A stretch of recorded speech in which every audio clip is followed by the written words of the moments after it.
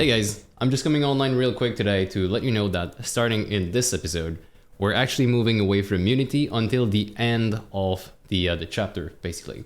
So we're going to be headed into Linux, and the reason I want to come online right now is to let you know that what we're going to be doing in Linux, you can either decide to fully try to grasp it, follow along with me and do the same command as I do, try to understand what they do, or I will also provide the scripts that you will need to run during these episodes in the description. So you don't technically need to follow, but you need to run the script in the description.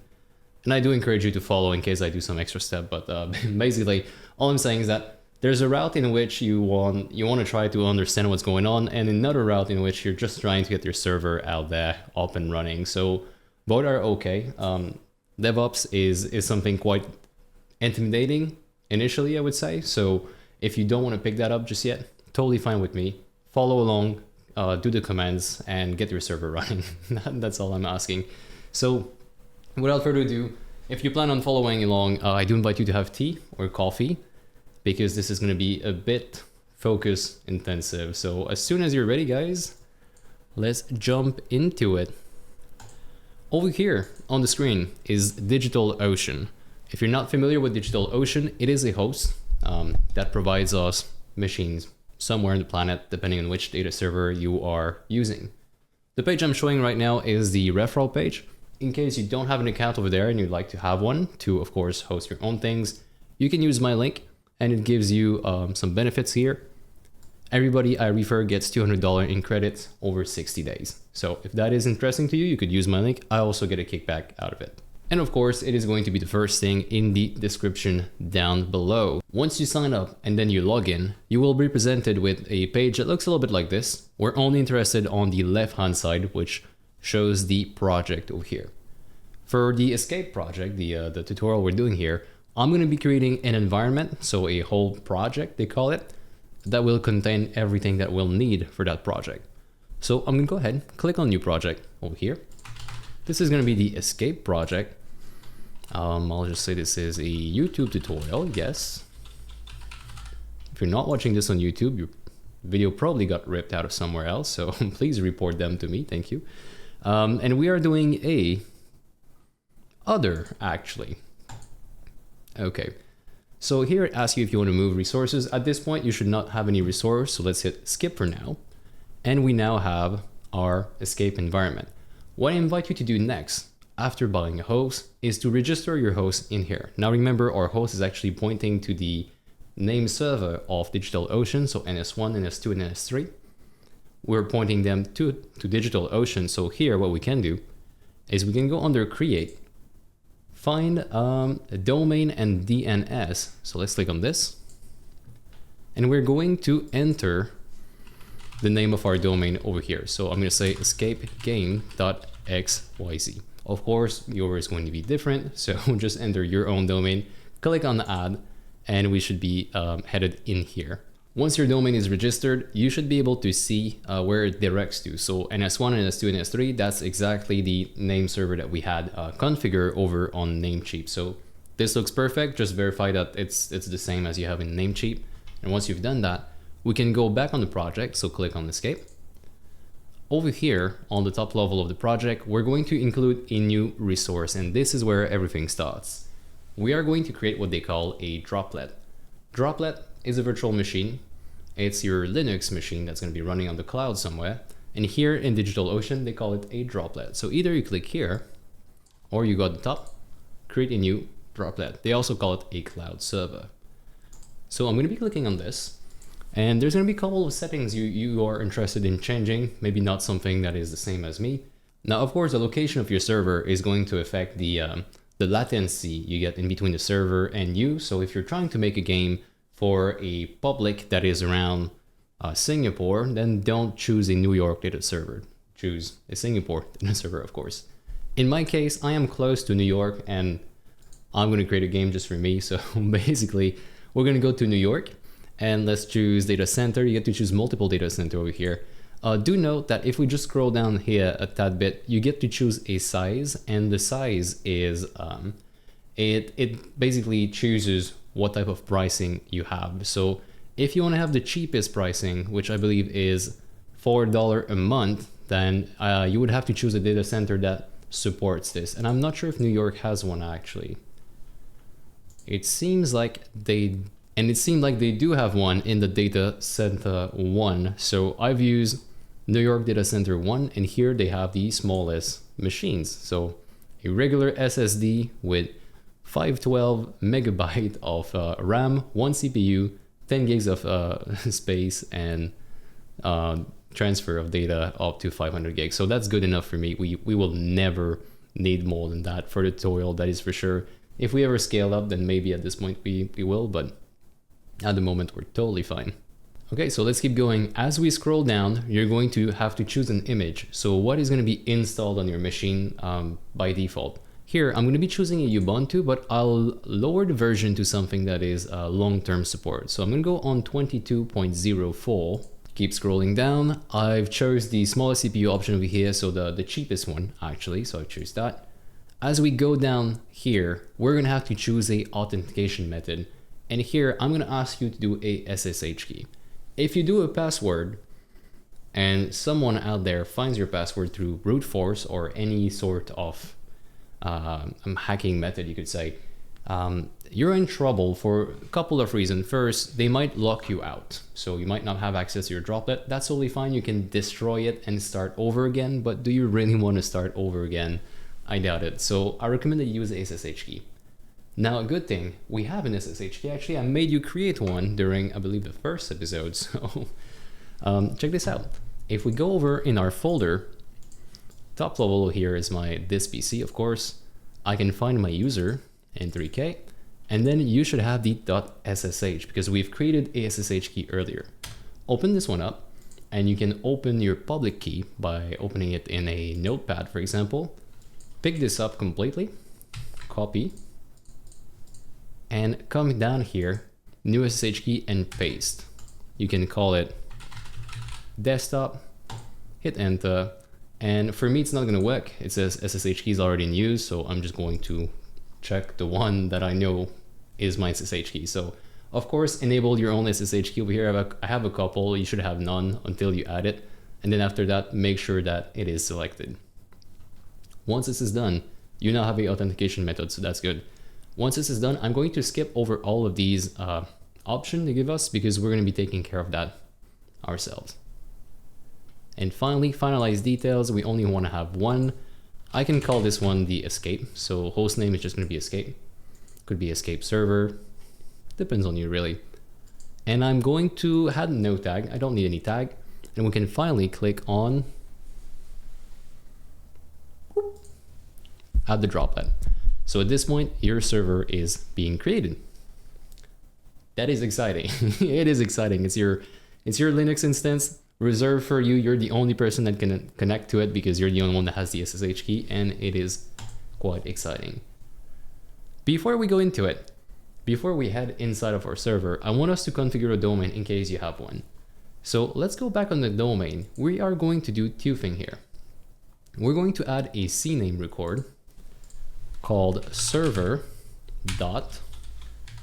The dot is being added automatically. So basically ensure that down here it says the name of your domain and then server in front of it. And the alias over here is going to be the @ sign. So just do @ and create record.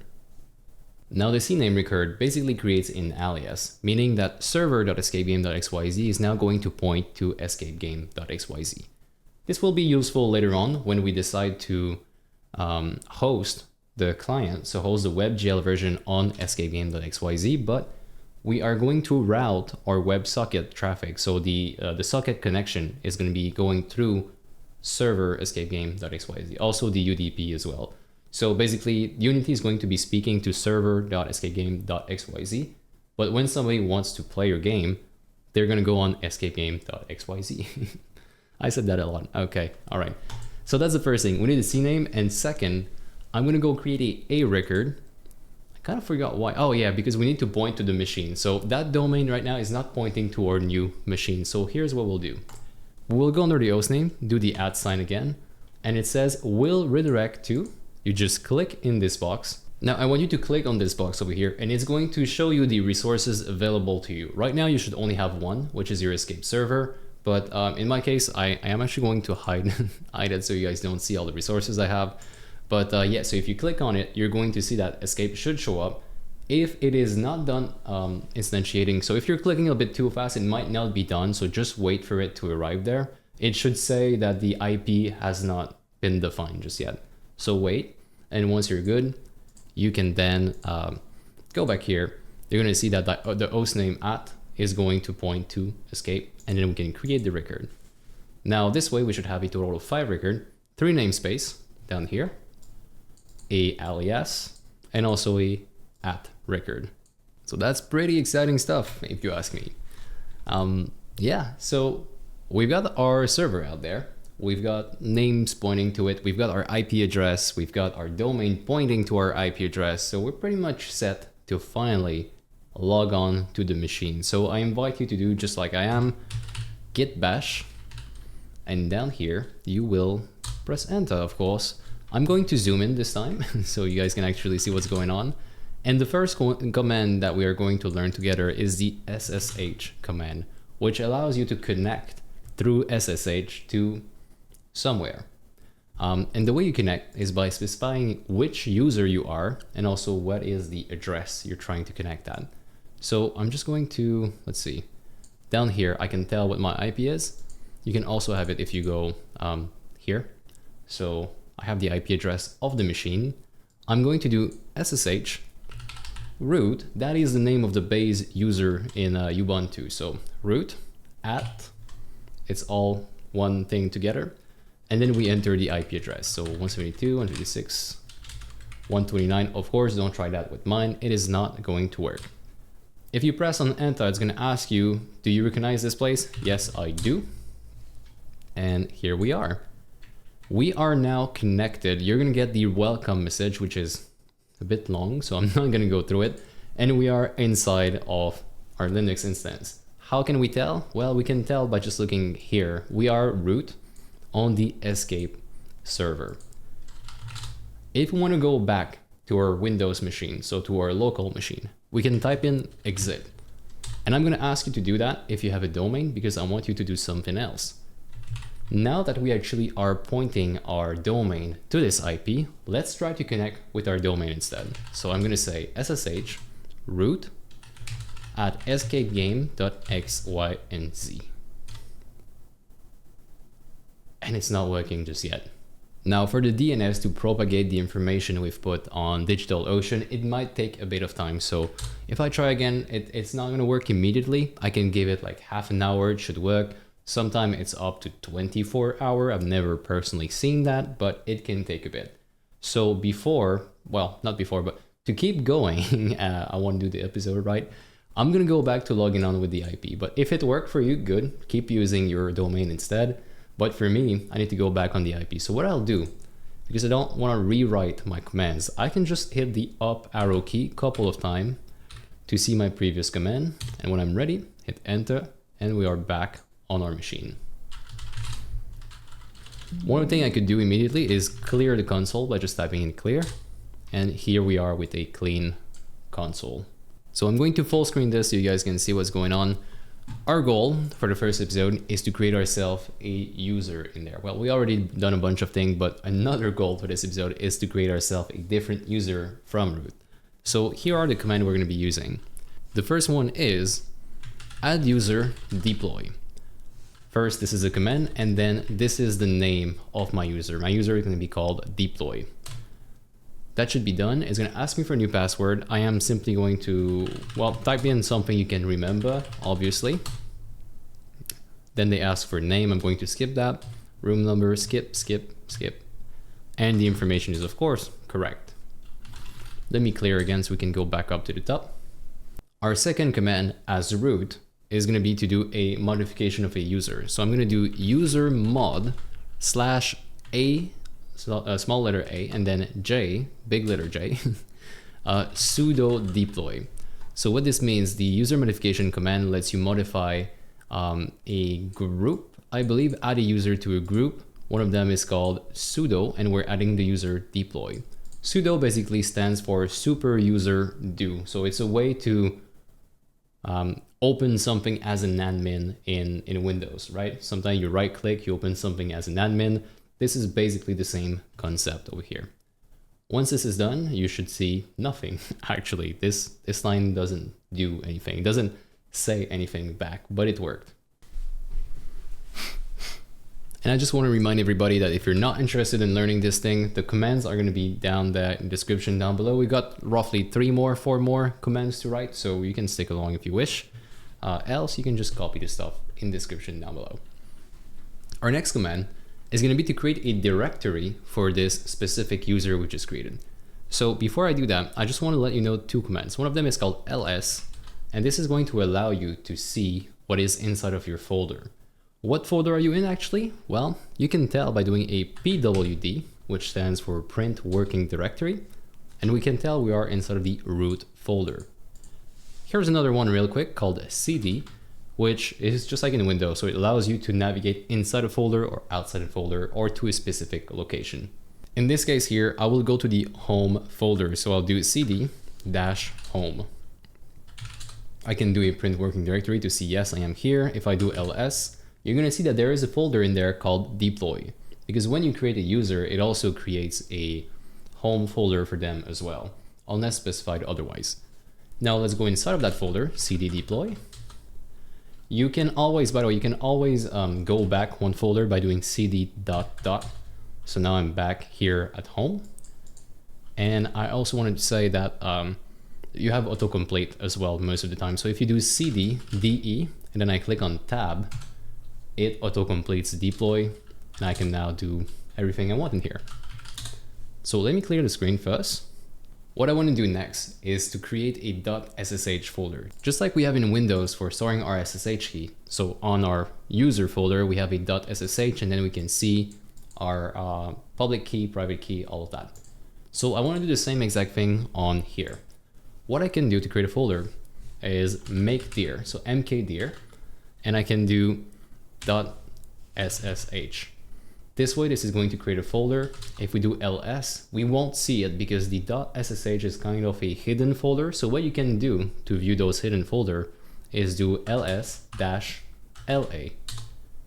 And now we can see that there's a couple of things in here actually. One of them is our SSH folder we just created.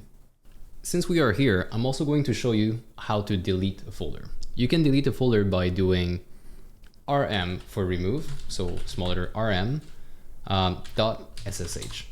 This way it is going to try to delete the .ssh, but it says it's a directory. So what you can do is you can do rm-rf, which is going to force deleting a recursive, so a directory in this case, .ssh.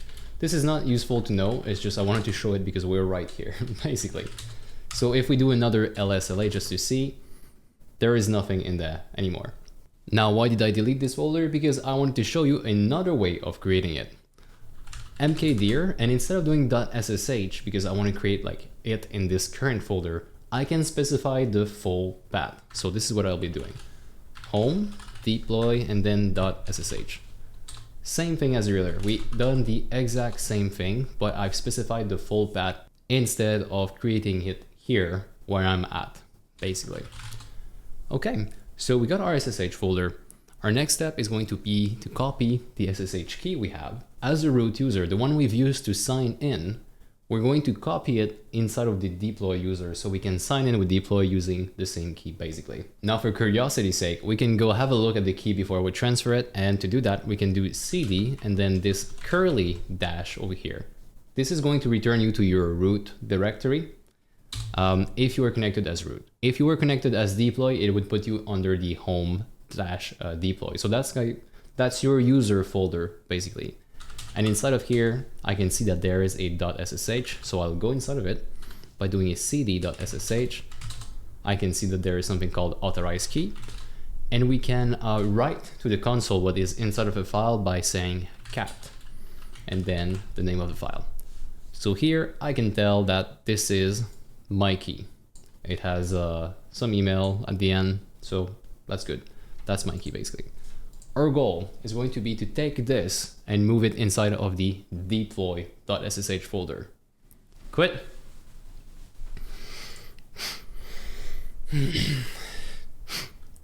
And we're going to be using fold path for that. There is a command here called cp for copy, and I'm going to be copying this over here. This is, let's read it together. This is a home directory. In case I'm root, this is root -.ssh, the SSH folder, and the authorized key file. That's our initial file, and the destination file is going to be the following: home deploy.ssh. And we're not going to specify a name, so it's just going to reuse the same name, but you could have said authorized key here. Let's hit enter, and I'm just going to verify that by going there. So home deploy.ssh. If I do a listing over here, I can see the authorized keys here. I can write it to the console, and there we go. Looking good. All right, one more thing. Do not be discouraged. This is almost over. One thing I need to mention. If we do a LSLA over here, you're going to see that the user associated with authorized key is not deploy. So deploy, that's not really his key because we moved it as root. So therefore this file is owned by root. And there might be some access problem when we're trying to read it as deploy. Quit.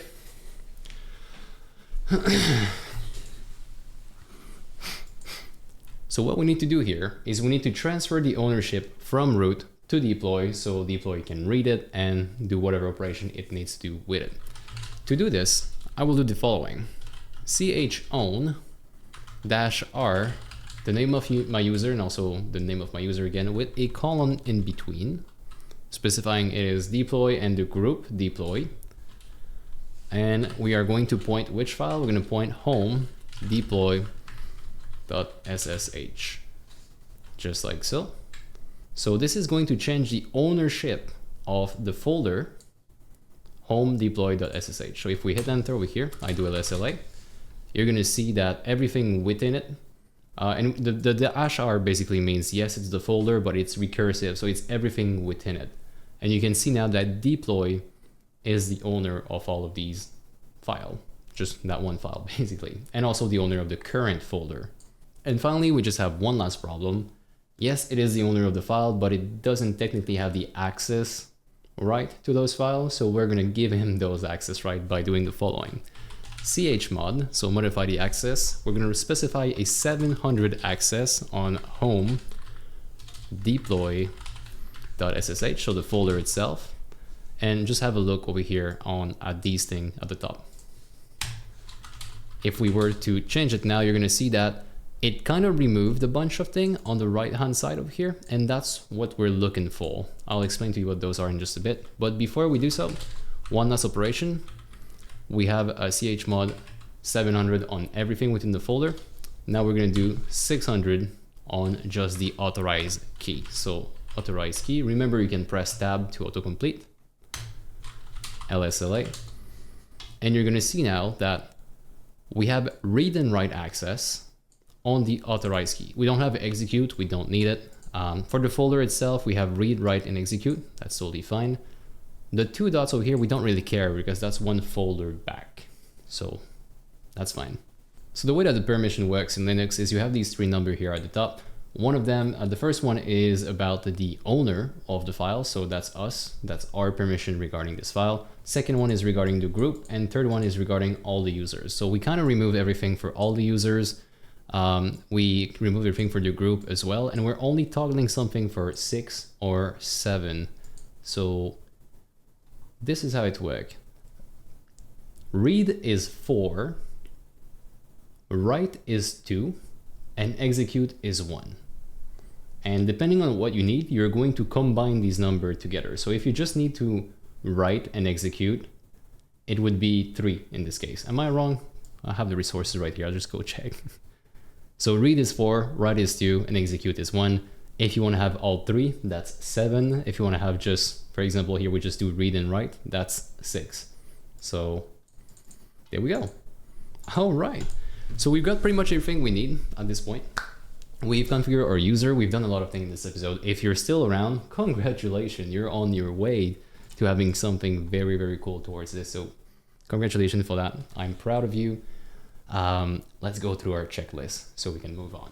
the first thing in our checklist, and something we've worked really hard to do in the last 10 minutes or something like that, is to be able to log in as deploy. We haven't tested it out, so let's go ahead and try to do it. If we are inside of root escape right now, I'm gonna ask you to exit, go back on your Linux machine, Windows machine, and type in SSH. The name of our user is now deploy, and the rest of the IP. If it worked, it means you've done a great job at copying your SSH key. One thing on top of it, I'm gonna ask you to do while you're inside of here, is do a sudo ls.